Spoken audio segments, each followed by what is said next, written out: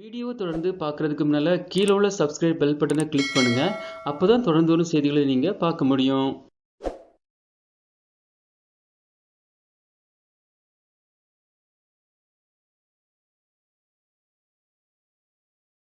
தமிழ்நாட்டில் ரேஷன் கடைகள் பூட்டப்பட்டிருந்தால் உடனே என்ன செய்வது, யாருக்கு கால் பண்ணுவது என்பது பற்றி விரிவாக பார்க்கலாம். நாடு முழுவதும் ரேஷன் கடைகள் மூலமாக ஏழை எளிய மக்களுக்கு இலவச அரிசி, மலிவு விலையில் மளிகைப் பொருட்கள் வழங்கப்பட்டு வருகிறது.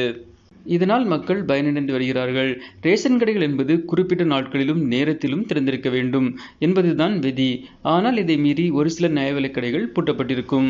இவ்வாறு பூட்டப்பட்டிருக்கும் நியாய விலைக் கடைகள் குறித்து பொதுமக்கள் SMS மூலமாக புகார் அளிப்பதற்கு பொது விநியோகத்துறை ஏற்பாடு செய்துள்ளது.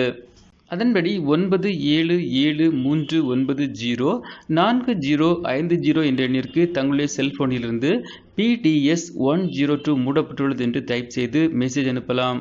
இதன் மூலமாக உங்களுடைய புகாரின் பேரில் விசாரணை செய்து அதன் பேரில் நடவடிக்கை எடுக்கப்படும் என்று தெரிவிக்கப்பட்டுள்ளது.